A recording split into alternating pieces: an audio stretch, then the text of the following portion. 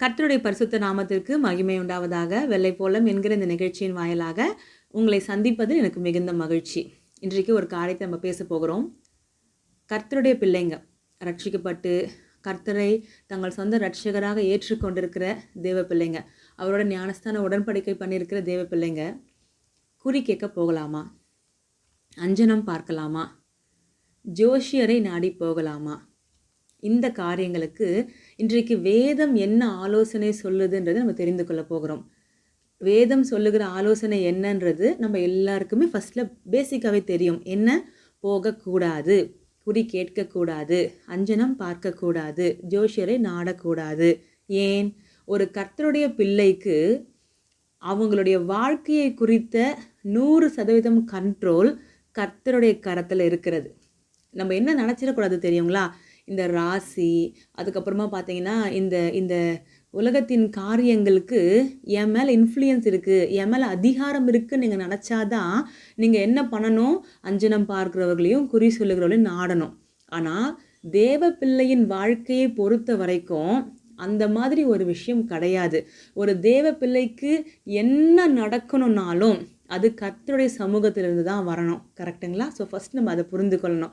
ரெண்டாவது, வேதம் நமக்கு என்ன ஆலோசனை சொல்லுகிறத பார்க்க போகிறோம்.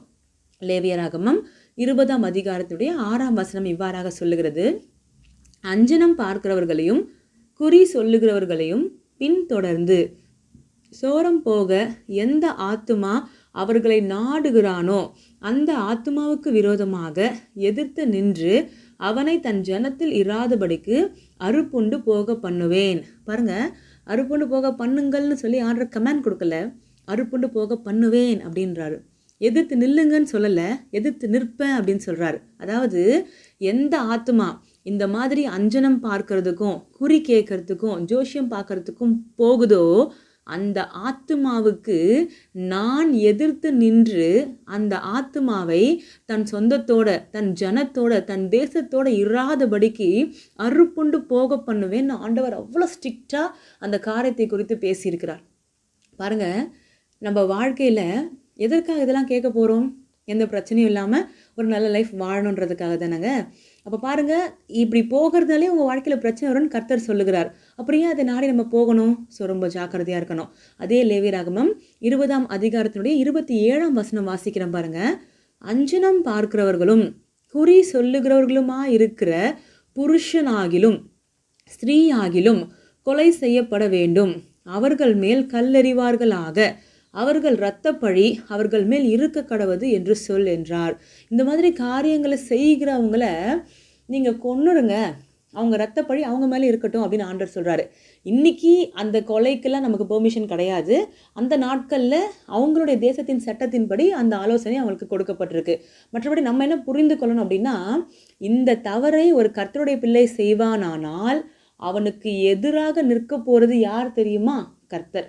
அவன் வாழ்க்கை அதுக்கப்புறம் மிகப்பெரிய பிரச்சனைக்குள்ளே போகும் என்பதை அந்த தேவ பிள்ளை புரிந்து கொள்ளணும்னு சொல்லி தேவன் இங்கே விரும்புகிறார். அப்படி வேதத்தில் ஒரு நபரை குறித்து உங்களுக்கு காட்டி கொடுக்க போகிறேன். இந்த தவறை செய்தது நிமித்தம் அவன் வாழ்க்கையில் அதுவரை அவனுக்கு பாராட்டப்பட்ட கிருபை முற்றிலும் அற்று போனதையும் அவன் மரித்து போனதையும் நீங்கள் பார்க்க போகிறீங்க. அது யார் தெரியுமா? 1 நாளாகமம் 10ஆம் அதிகாரத்தினுடைய 13ஆம் வசனத்தை வாசிக்கிறேன் பாருங்களேன். அப்படியே சவுல் கர்த்தருடைய வார்த்தையை கை கொள்ளாமல் கர்த்தருக்கு செய்த தன் துரோகத்தின் நிமித்தமும் அவன் கர்த்தரை தேடாமல் அஞ்சனம் பார்க்கிறவர்களை கேட்கும்படிக்கு தேடினது நிமித்தமும் செத்து போனான். அதற்காக அவர் அவனை கொன்று ராஜ்யபாரத்தை ஈசாயின் குமாரனாகிய தாவீதின் வசமாக திருப்பினார். பாருங்க, இங்க என்ன சொல்லப்பட்டிருக்கு அப்படின்னா, சவுல் என்கிற ராஜா 40 வருஷம் இஸ்ரவேலை ஆளுகை செய்கிறார். இவர் தன்னுடைய ராஜ்யபாரத்தின் முதல் 10 வருஷம் முடிவதற்குள்ளாகவே தேவனிடத்தில் ஒரு நல்ல பேரை சம்பாதிக்க முடியாமல் பேரை கெடுத்து கொண்டார். அடுத்து இருக்கக்கூடிய 30 வருஷம் ஒரு கிரேஸ் டைம் போல் இந்த சவுலுக்கு கொடுக்கப்பட்டது. ஏதாவது ஒரு சான்ஸ்லையாவது சவுல் திருந்திட மாட்டாங்களா? சவுல் மறுபடியும் என்னோட சேர்ந்துட மாட்டானா? என் சித்தத்தை நிறைவேற்றி விட மாட்டானான்னு சொல்லி தேவன் சவுலுக்காக டைம் கொடுத்துட்டே இருக்கிறார். ஆனால் ஒரு குறிப்பிட்ட நேரம் வரும் பொழுது அதற்கு மேலே தேவனால் சவுலுக்கு டைம் கொடுக்க முடியாமல் சவுலின் வாழ்க்கையில் மரணத்தை அனுமதிக்கிறதை நீங்கள் பார்க்க முடியும். அதற்கு வேதம் என்ன காரணம் சொல்லுகிறது? அவன் கர்த்தரை தேடாமல் அஞ்சனம் பார்க்கிறவர்களை கேட்கும்படி தேடினது நிமித்தம் செத்து போனான். பாருங்க, சவுல் நிறைய தப்பு பண்ணதுனால ஆண்டவர் சவுல்கிட்ட பேசலை. இப்போ சவுலுக்கு அடுத்து என்ன செய்யறதுன்னு தெரியல. ஆண்டவர்கிட்ட இருந்து எந்த வார்த்தையும் வரலை. அதனால் வேற வழி இல்லாமல் அடுத்து என்ன செய்யறதுன்றதை தெரிஞ்சுக்கிறதுக்காக ஒரு குறி செல்லுகிற பெண்ணை நாடி இந்த சவுல் போகிறதை பார்க்குறோம். இன்றைக்கும் கர்த்தருடைய ஜனமே, நம்முடைய வாழ்க்கையில் கூட சில தவறுகள் நம்ம செய்ததுனால தேவன் ஒருவர் நம்மக்கிட்ட பேசாமல் இருப்பார். நம்ம என்ன செய்யணும்? அதுக்காக ஒரேடியாக தேவனை விட்டுட்டு போயிடலாமா? இல்லை. செத்தாலும் ஆண்டவர் என்கிட்ட பேசினா நான் எதையாகிலும் செய்கிறேன், ஆண்டவர் என்கிட்ட பேசலைன்னா நான் இப்படியே கூட சாவரன்னு இருந்திருந்தா கண்டிப்பாக அந்த யுத்தத்தில் கர்த்தர் சவுலை காப்பாற்றியிருப்பார். ஆனால் அவன் என்ன பண்ணிட்டான் தெரியுங்களா? இல்லை, நான் குறி சொல்லுகிற ஸ்திரீயை நாடியாவது யுத்தத்தில் என்ன நடக்கும்ன்றதை தெரிந்து கொள்ள போகிறேன்னு நினச்சான். பார்த்தீங்களா? அதுதான் அவன் வாழ்க்கையில் தவறாக முடிந்தது. இன்றைக்கும் நீங்கள் பார்த்தீங்க அப்படின்னா நம்ம வெவ்வேறு பாரம்பரியங்கள்ல இருந்து ரட்சிக்கப்பட்டு இன்றைக்கு கர்த்தருக்குள்ளே வந்திருக்கிறோம். நீங்கள் நல்லா யோசித்து பாருங்களேன். உங்கள் வீட்டில் ஒரு மரணம் நடக்கும் பொழுது உங்கள் சுற்றி இருக்கிற உறவுகள் என்ன சொல்கிறாங்க? நீங்கள் போய் ஒரு குறி வச்சுன்னு வந்துடுங்க, அவங்க ஒரு வார்த்தை கூட சொல்லாமல் இறந்துட்டாங்க, திடீர்னு இறந்துட்டாங்க, என்னன்னு தெரியல, போய் குறி வச்சுட்டு வாங்க அப்படின்னுவாங்க. பாருங்கள், இல்லைன்னா வீட்டில் ரொம்ப உடம்பு சரியில்லாமல் இருக்கிறாங்க, இவங்க சாவாங்களா பிழைப்பாங்களான்னு தெரில, போய் குறி வச்சுட்டு வாங்கன்னுவாங்க. இந்த மாதிரி காரியங்கள்லாம் தேவனுக்கு எதிரானது. தேவன் அதை எதிர்க்கிறார். நம்ம கர்த்தரிடத்துல விசாரிக்கலாம். நம்ம கர்த்தர் பேசுகிற கர்த்தர். அவர்கிட்ட நம்ம உறவை மட்டும் ஒழுங்காக வச்சுருந்தோம் அப்படின்னா, நீங்கள் அவர்கிட்ட பேசினா அவர் உங்களுக்கு பதில் கொடுப்பார். இந்த வேதத்திலிருந்து அவங்ககிட்ட பேசுவார். ஏதாவது உங்களுக்கு புரிகிற வழியில் தெளிவாக இவங்ககிட்ட பேசுவார். மாறாக நீங்கள் என்ன செய்யக்கூடாது அப்படின்னா, இந்த குறி சொல்லுகிறவர்களை, ஜோசியம் பார்க்கிறவர்களை, அஞ்சனம் பார்க்கிறவர்களை நாடக்கூடாது. அப்படி நாடும் பொழுது உங்கள் வாழ்க்கைக்கே மிகப்பெரிய சாபத்தை நீங்கள் வருவித்து கொள்றீங்கன்னு புரிஞ்சிக்கணும். இன்னும் சிலர் இருக்கிறாங்க, அவங்க என்ன பண்ணுவாங்க அப்படின்னா, இந்த மாதிரி குறி கேட்கறது, இந்த மாதிரி ஜோசியம் பார்க்கறது, இதெல்லாம் செய்யறது மட்டும் இல்லாமல் இதெல்லாம் ஒரு சிலர் செய்கிறாங்க. நான் சொல்லுகிற விஷயத்தை பரவலாக அநேக கிறிஸ்தவங்க செய்கிறாங்க. இது அதுக்கு அடுத்தது என்ன அப்படின்னா, வீட்டில் ஒருத்தவங்க இறந்துட்டாங்க அப்படின்னா அவங்களுடைய அந்த ஃபோட்டோவை வைத்து அந்த ஃபோட்டோவுக்கு முன்னாடி படையல் போடுறது. தேவன் அது எல்லாமே எதிர்க்கிறாருங்க. தேவன் அதை வெறுக்கிறார்.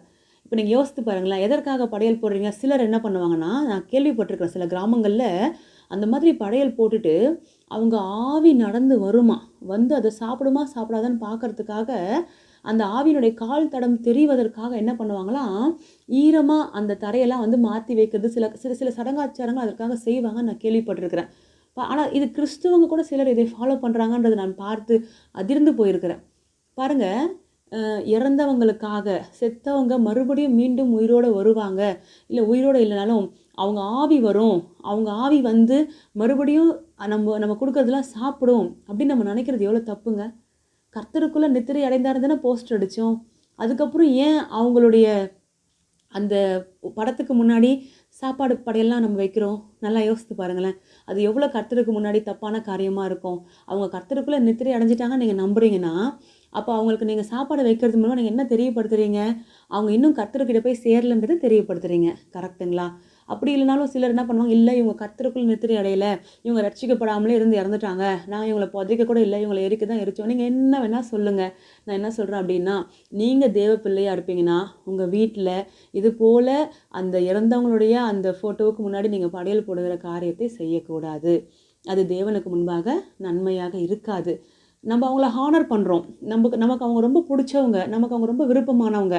ஆனால் அவங்களுடைய ஆவி நம்மளோட சுத்தாது.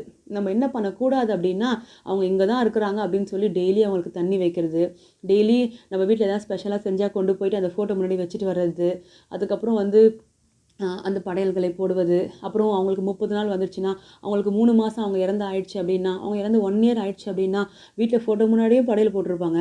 சுடுகாடுக்கும் போய் அங்கேயும் படையலெல்லாம் போட்டு வருவாங்க. கொஞ்சம் கற்பனை பண்ணி பாருங்களேன். இறந்தவங்க கர்த்தரிடத்துல போய் நித்திரை அடைந்து சுகமாக இருக்கிறாங்க. நாம் என்ன பண்ணுறோம் அப்படின்னா, பாவத்துக்கு மேலே பாவத்தை நம்ம வாழ்க்கையில் கூட்டி கொள்ளுகிறோம். இப்படி தேவனுக்கு விரோதமான பாவம் நம்ம வாழ்க்கையில் எழும்பாதபடிக்கு நம்ம ரொம்ப ஜாக்கிரதையாக இருக்க வேண்டியது அவசியமாக இருக்கிறது. அப்படிப்பட்ட காரியங்களை கர்த்தரை அறிந்த தேவ பிள்ளைங்க செய்கிறாங்க அப்படின்னா, நீங்கள் இந்த வார்த்தையை கேட்குற நீங்கள் அவங்களுக்கு கவுன்சில் பண்ணுங்கள். சிஸ்டர், நம்ம இதை செய்யக்கூடாது, பிரதர் நம்ம இதை செய்யக்கூடாது, நீங்கள் என்ன பண்ணலாம் மாறாக அப்படின்னா, அவங்கள நீங்கள் நினைவு கூறும் விதமாக, அவங்கள நீங்கள் ஹானர் பண்ணும் விதமாக, அவங்களுக்கு ஒரு 1 இயர் அவங்களுடைய இறந்து அந்த 1 இயர் ஆகும் பொழுது நீங்கள் அவங்களுக்காக வீட்டில் சபையை கூட்டி ஒரு ப்ரேயர் மீட்டிங் வைத்து நன்றி செலுத்தலாம். ஒரு உறவை எங்கள் வாழ்க்கையில் நீங்கள் கொடுத்தீங்களே ஆண்டவரே, அந்த உறவுக்காக உங்களுக்கு நன்றி செலுத்துகிறோம். அந்த உறவு எங்களை விட்டு கடந்து போய் இந்த 1 இயர் ஆகியும் அந்த உறவு இல்லாமல் நாங்கள் வாழறதுக்கு எங்களை பலப்படுத்தியிருக்கீங்களே, அதற்காக உண்மை ஸ்தோத்திரிக்கிறோம் அப்படின்னு சொல்லி நீங்கள் என்ன பண்ணலாம் அப்படின்னா, நன்றி செலுத்தி கர்த்தரை தேடலாம்.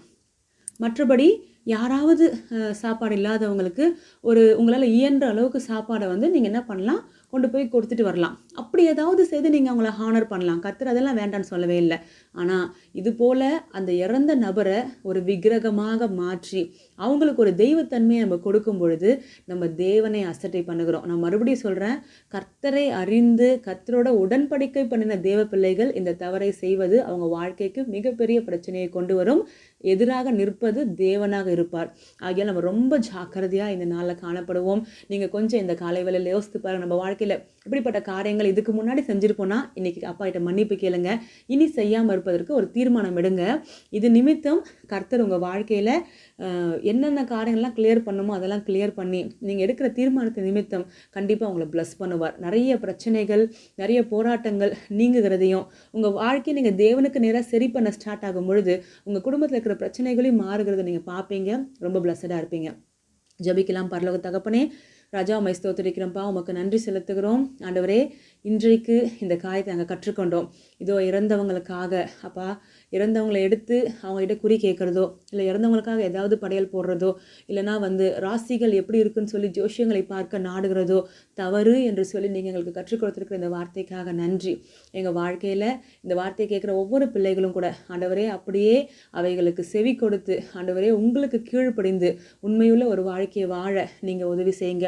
இந்த வார்த்தைக்கு கீழ்ப்படிந்து அப்படி தங்களை ஒப்புக் கொடுக்கிற தேவ பிள்ளைகளுடைய வாழ்க்கையில் உங்களுக்கு முன்னாடி தங்கள் காரியங்களை அவங்க சரி செய்து கொண்டபடினால ஆண்டவரே அவங்க வாழ்க்கையில் தடைப்பட்டிருக்கிற எல்லா ஆசீர்வாதங்களையும் அவங்களுக்கு கொடுத்து அவங்களை பிளஸ் பண்ணுங்க. இயேசு கிறிஸ்துவின் நாமத்தில் ஜெபிக்கிறோம் பிதாவே, ஆமேன். தேங்க்யூ. God bless you.